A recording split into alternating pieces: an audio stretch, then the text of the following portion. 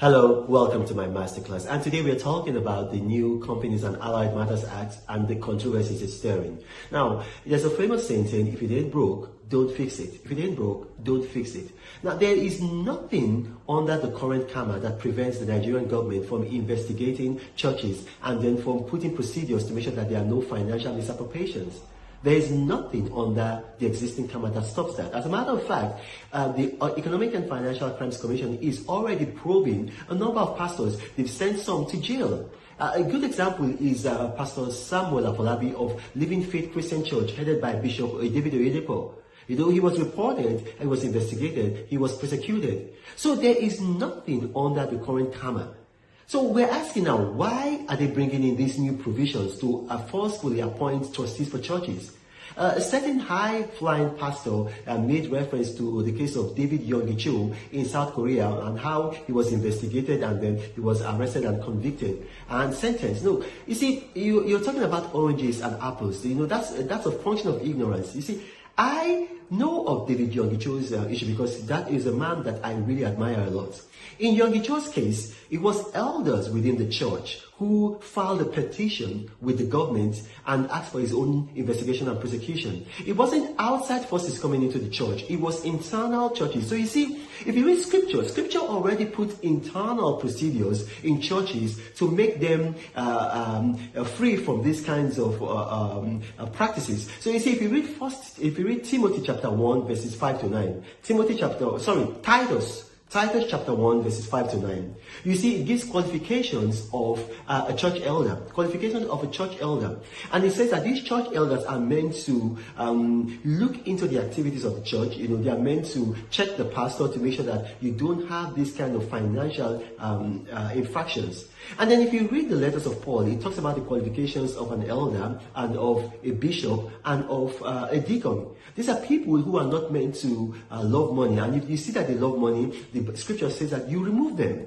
So the church has its own internal procedures. So we don't really need this. You know, I see some other people talking about what happens in the United States and the United Kingdom. I schooled in the United Kingdom. I have a Master's of Law from the UK. I worked in the British Parliament. I live in the United States. I also pastor the church in Nigeria and in the US, so I know how this operates. In the UK and in the US, churches are not automatically charities. They apply to be charities. In America, it's called their section, I think it's a 503 1C. And then in the UK, they've got the provisions where churches apply to be charities.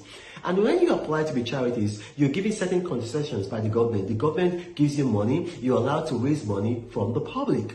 And so, because of these concessions, then the government is justified in appointing trustees in these cases. Now, in the US and the UK, you can be a church and refuse and say you don't want to be a charity and then operate just as a church, and then the government is not going to do that to you. They have no business with you. So if the Nigerian government wants to do like what the US and UK government are doing, then they should go the whole hog. They should fund these churches. They should give them monies. They should fund them, and then only when you're funding them should you have power to say, okay, I'm going to appoint trustees. But in a case where you're not funding them and then you want to appoint trustees, now it doesn't hold water, especially with the history of Muhammadu Buhari. I mean, if you don't know this, Muhammadu Buhari has an Islamist history, an Islamist agenda. And this is a fact. I'm going to quote something that he said. This is a direct quote. You can Google it. Please do not take my word for it. You need to research this. He said, I will continue to show openly and within me total commitment to the Sharia movement now sweeping all around this country. He said that in 2001. Now, he became president, and what has happened? We've seen a complete imbalance in Nigeria's military and security forces in favor of northern Muslim males. The Minister of Defense, the Chief of Army Staff, Chief of Air Staff, Head of the Police, Head of the DMI, Head of the DIA, Head of the NIA, Head of the ESCC, Head of the NCS, the NPS, the NCS, and a host of other military and paramilitary bodies are headed by northern Muslim males. Now, this is creating such an imbalance, and when you have a man who has said such things in the past, who has such an Islamic agenda, and then coming up with this kind of law, which is targeted at churches, it is suspicious.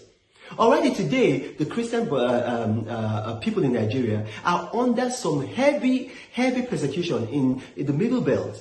If you read CBN News, they came out with a report today. It's on my Twitter feed. You can read that, stating that they have evidence that the Nigerian government of General Muhammadu Buhari gives cover for Muslim herdsmen to kill Christians. So when you have this kind of situation and then you have this kind of government coming up with this obnoxious law, it raises suspicion.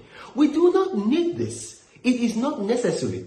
And I call on every Nigerian, both Muslim and Christian, because I've read the Quran.